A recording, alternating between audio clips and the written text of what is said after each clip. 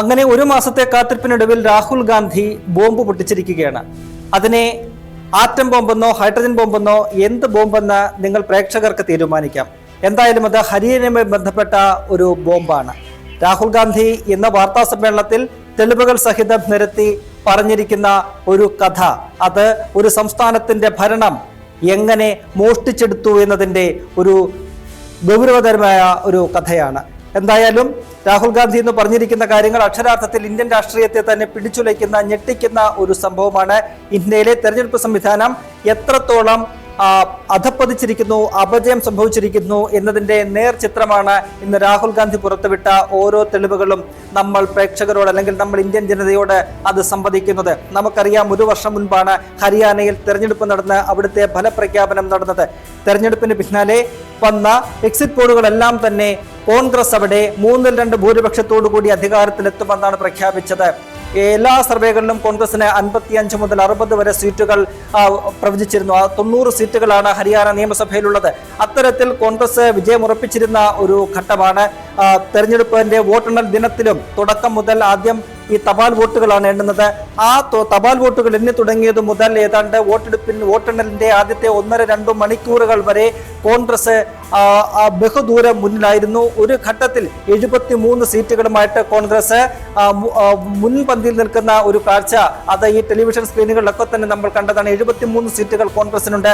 ആ സമയത്ത് BJPയുടെ സീറ്റ് നില എന്ന് പറയുന്നത് 12 മാത്രമാണ്. അതായത് 73 സീറ്റ് കോൺഗ്രസ് നേടുമ്പോൾ BJPക്ക് ഉള്ളത് 12 സീറ്റുകൾ മാത്രം. വളരെ ദയനീയമായ ഒരു പരാജയത്തിലേക്ക് BJP പോകുന്ന ഒരു ഘട്ടമാണ്. 73-12 85 സീറ്റുകൾ. ബാക്കി 5 സീറ്റുകൾ എന്ന് പറയുന്നത് മറ്റുള്ളവർ, അതായത് സ്വതന്ത്ര ഉൾപ്പെടെയുള്ളവർക്കാണ് ബാക്കി 5 സീറ്റുകൾ ലഭിച്ചത്. അത്തരത്തിൽ നാണം കെടുന്ന അല്ലെങ്കിൽ ഒരു ദയനീയമായ പരാജയത്തിലേക്ക് BJP പോകുന്നു എന്ന് തോന്നിച്ചിരുന്ന ഒരു ഘട്ടത്തിൽ നിന്നും പിന്നീട് വലിയ ഒരു ട്വിസ്റ്റാണ്. ഒരുപക്ഷെ ഇന്ത്യൻ രാഷ്ട്രീയം തന്നെ ഇതുവരെ കണ്ടിട്ടില്ലാത്ത തരത്തിലുള്ള ജനങ്ങളെയൊക്കെ തന്നെ ഇന്ത്യൻ രാഷ്ട്രീയത്തെ തന്നെ അങ്ങേയറ്റം അത്ഭുതപ്പെടുത്തുന്ന തരത്തിലുള്ള ഒരു ട്വിസ്റ്റിലേക്ക് ആ വോട്ടെണ്ണൽ മാറുന്നു. പിന്നീട് ഈ കോൺഗ്രസിന്റെ ലീഡ് നില കുത്തനെ താഴോട്ട് പോകുന്നു. 37 എന്ന നിലയിലേക്ക് കോൺഗ്രസിന്റെ അംഗബലം എത്തി നിൽക്കുന്നു. മറുവശത്ത് BJP കേവല ഭൂരിപക്ഷം കടന്ന സീറ്റുകൾ പിടിച്ചുകൊണ്ട് അധികാരത്തിലേക്ക് ഏറുന്ന അല്ലെങ്കിൽ അധികാരം തുടർച്ചയായിട്ടുള്ള 3-ാം തവണയും നിലനിർത്തുന്ന ഒരു കാഴ്ചയാണ് കണ്ടത്. 39.92% വോട്ടുകൾ BJPക്ക് ലഭിച്ചപ്പോൾ 39.67% വോട്ടുകൾ കോൺഗ്രസിന് ലഭിച്ചു. അതായത് 0.25% വോട്ടുകളുടെ മാത്രം വ്യത്യാസമാണ് ഈ ഇരു പാർട്ടികളും തമ്മിലുണ്ടായിരുന്നത്. അതിൽ ആ ഒരു 0.25% വോട്ടിന്റെ വ്യത്യാസത്തിൽ കോൺഗ്രസിന് ഏതാണ്ട് വളരെയധികം സീറ്റുകൾ അവിടെ നഷ്ടപ്പെടുന്ന ഒരു സാഹചര്യം ഉണ്ടായി. അങ്ങനെ ഭരണം തന്നെ കപ്പിനും ചുണ്ടിനും ഇടയിൽ നഷ്ടപ്പെടുന്ന ഒരു സാഹചര്യം ഉണ്ടായി. ഇതെങ്ങനെ സംഭവിച്ചു എന്നുള്ളത് വലിയൊരു ചോദ്യചിഹ്നമായിട്ട് അന്ന് മുതൽ തന്നെ അവശേഷിച്ചിരുന്ന ഒരു കാര്യമാണ്. നമുക്ക് എക്സിറ്റ് പോളുകളെയൊക്കെ തന്നെ മാറ്റിവെക്കാം. കാരണം എക്സിറ്റ് പോളുകൾ പലപ്പോഴും പരാജയപ്പെട്ടിട്ടുണ്ട്, അത് പലപ്പോഴും തെറ്റിയിട്ടുമുണ്ട്. അതവിടെ മാറ്റിവെക്കാം. പക്ഷേ ഈ തെരഞ്ഞെടുപ്പിന്റെ തുടക്കം മുതൽ 2 മണിക്കൂറുകൾ സമയം മുന്നിട്ട് നിന്ന ഏതാണ്ട് 73 സീറ്റുകൾ വരെ ലീഡ് ചെയ്തിരുന്ന ഒരു പാർട്ടി പിന്നീടുള്ള അരമണിക്കൂറുകൾ കൊണ്ട് എങ്ങനെ പരാജയത്തിലേക്ക് കൂപ്പുകുത്തി എന്ന ചോദ്യത്തിന് ഇന്നോളം ഇന്ത്യൻ രാഷ്ട്രീയത്തിന് ഉത്തരം കണ്ടെത്താൻ കഴിഞ്ഞിട്ടില്ല.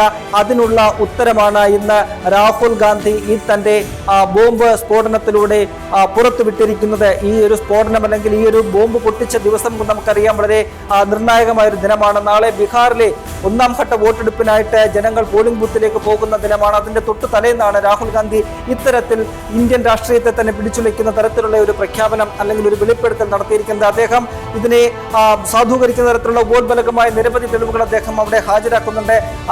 ആളുകളെ തന്നെ അവിടെ നേരിട്ട് ഹാജരാക്കി തങ്ങളുടെ അനുഭവങ്ങൾ വിവരിക്കുന്നുണ്ട്. ഒപ്പം തന്നെ മറ്റ് ഞെട്ടിപ്പിക്കുന്ന തരത്തിലുള്ള പല തെളിവുകളുണ്ട്. അതിൽ പ്രധാനപ്പെട്ട ഒരു കാര്യമെന്ന് പറയുന്നത് ബ്രസീൽ മോഡലായിട്ടുള്ള ഒരു യുവതിയുടെ ഫോട്ടോ പതിച്ച തിരിച്ചറിയൽ കാർഡ് ഉപയോഗിച്ച് 22 വോട്ടുകളാണ് അവിടെ രേഖപ്പെടുത്തിയിരിക്കുന്നത് എന്നതാണ്. ഒപ്പം തന്നെ മറ്റൊരു ആളുടെ പേരിൽ 2 പോളിംഗ് ബൂത്തുകളിലായിട്ട് ഏതാണ്ട് 222 വോട്ടുകൾ രേഖപ്പെടുത്തുന്ന ഒരു സാഹചര്യം ഉണ്ടായി.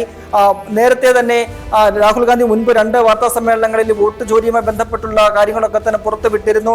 അന്ന് ഈ 0 എന്ന് പറയുന്ന വിലാസത്തിൽ നിരവധി വോട്ടുകൾ രേഖപ്പെടുത്തുന്ന ഒരു കാഴ്ച നമുക്ക് കാണാൻ കഴിഞ്ഞിട്ടുണ്ട്. അന്ന് ഈ തെരഞ്ഞെടുപ്പ് കമ്മീഷൻ അതിന് നൽകിയ ഒരു വിശദീകരണം എന്ന് പറയുന്നത് അത് ഈ 0 എന്ന് പറയുന്ന വീട്ടുവിലാസത്തിൽ വരുന്നത് വീടുകളില്ലാത്തവരാണ് എന്നതാണ്. എന്നാൽ ഇന്ന് രാഹുൽ ഗാന്ധി ആ ഒരു വാദവും പൊളിച്ചെടുക്കുകയാണ്. രാഹുൽ ഗാന്ധി എന്ന് പറയുന്നത്. സ്ഥിരമായ മേൽവിലാസം ഉള്ളവർ പോലും ഈ 0 എന്ന് പറയുന്ന വിലാസത്തിൽ വോട്ട് രേഖപ്പെടുത്തിയവരുടെ എണ്ണത്തിൽ വരികയാണ്. 0 എന്ന് പറയുന്ന വീട്ടുവിലാസത്തിൽ ഏതാണ്ട് 500ഓളം വോട്ടുകളാണ്, 1000ഓളം വോട്ടുകളാണ് രേഖപ്പെടുത്തിയിരിക്കുന്നത്. ഒപ്പം തന്നെ മറ്റൊരു വിലാസത്തിൽ ഏതാണ്ട് 500ഓളം വോട്ടുകൾ രേഖപ്പെടുത്തിയിരിക്കുന്നു. ഒരു BJP നേതാവിന്റെ വിലാസത്തിൽ ഏതാണ്ട് 150ലധികം വോട്ടുകൾ രേഖപ്പെടുത്തിയിരിക്കുന്നു. അത്തരത്തിൽ വലിയ രീതിയിലുള്ള ഒരു മാനിപ്പുലേഷൻ, ഒരു അട്ടിമറി അവിടെ ഈ ഹരിയാനയിൽ നടന്നിരിക്കുന്നു എന്നതാണ് രാഹുൽ ഗാന്ധി അക്കമിട്ട് നിരത്തുന്ന തെളിവുകളിലൂടെ നമുക്ക് മനസ്സിലാക്കാൻ കഴിയുന്നത്. എന്തായാലും ഇത് തെരഞ്ഞെടുപ്പ് കമ്മീഷൻ ഇക്കാര്യത്തിൽ മറുപടി പറയേണ്ട ഒരു ബാധ്യതയുണ്ട്. കഴിഞ്ഞ കാലങ്ങളിലൊക്കെ തന്നെ രാഹുൽ ഗാന്ധി നടത്തിയ വാർത്താ സമ്മേളനങ്ങളിൽ അന്നൊക്കെ തന്നെ പുറത്തുവിട്ട തെളിവുകളിൽ അന്ന് ഉന്നയിച്ച ആരോപണങ്ങൾ, അതിനൊന്നും തന്നെ തെരഞ്ഞെടുപ്പ് കമ്മീഷൻ ഇതുവരെയും ഒരു ക്രിസ്റ്റൽ ക്ലിയർ ആയിട്ടുള്ള ഒരു മറുപടി നൽകിയിട്ടില്ല.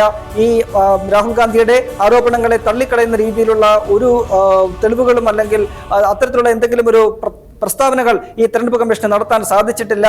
അങ്ങനെ ഈ തെരഞ്ഞെടുപ്പ് കമ്മീഷൻ ഒരിക്കൽ കൂടി കൂടുതൽ ഒരു പുകമറയിലേക്ക് നീങ്ങുകയാണ്. കൂടുതൽ സംശയമുനയിൽ ഈ തെരഞ്ഞെടുപ്പ് കമ്മീഷൻ നീങ്ങുന്ന ഒരു കാഴ്ച നമുക്ക് കാണാൻ കഴിയുന്നുണ്ട്. ഹരിയാനയിൽ ഏതാണ്ട് 2 കോടി വോട്ടർമാരാണുള്ളത്. അതിൽ 25 ലക്ഷത്തോളം കള്ള വോട്ടുകൾ നടന്നു, അല്ലെങ്കിൽ അത്തരത്തിൽ വോട്ടുകൾ മോഷ്ടിക്കപ്പെട്ടു എന്ന് രാഹുൽ ഗാന്ധി പറയുന്നു. അതായത് 8-1 വോട്ടുകൾ അവിടെ കള്ള വോട്ടുകളാണ് എന്നതാണ് ഈ കണക്കുകളിൽ നമുക്ക് മനസ്സിലാക്കാൻ കഴിയുന്നത്. തെരഞ്ഞെടുപ്പിന് തൊട്ട് മുമ്പായിട്ട് ഏതാണ്ട് 3 ലക്ഷത്തിലധികം വോട്ടുകളാണ് ഡിലീറ്റ് ചെയ്യപ്പെട്ടത്. അത് ഭൂരിപക്ഷവും കോൺഗ്രസ് അനുകൂല വോട്ടുകളാണ് എന്ന് രാഹുൽ ഗാന്ധി പറയുന്നുണ്ട്. എന്തായാലും ഹരിയാനയിൽ അത്തരത്തിലൊരു തെരഞ്ഞെടുപ്പ് വിധി വന്നതിന് പിന്നിൽ വലിയൊരു അട്ടിമറി നടന്നു എന്ന് രാഹുൽ ഗാന്ധി തെളിവുകൾ നിരത്തി വീണ്ടും ബാധിക്കുകയാണ്.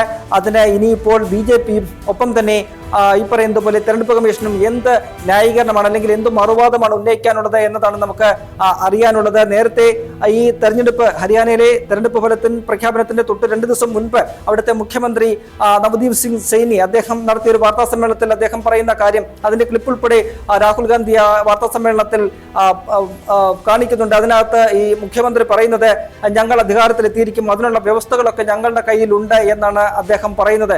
അപ്പോൾ എങ്ങനെയാണ് ഈ നവദീപ് സിംഗ് സൈനി ഇത്തരത്തിലൊരു പ്രസ്താവന നടത്തിയത്? അത്തരത്തിൽ അദ്ദേഹത്തിന് അങ്ങേയറ്റം ആത്മവിശ്വാസം എങ്ങനെ ലഭിച്ചു? എന്താണ് ആ മുഖ്യമന്ത്രി പറഞ്ഞ വ്യവസ്ഥ എന്നത് രാഹുൽ ഗാന്ധി പൊതുജനങ്ങൾക്ക് മുന്നിൽ തുറന്നു കാട്ടുന്ന ഒരു കാഴ്ചയാണ് നമുക്ക് കാണാൻ കഴിഞ്ഞത്.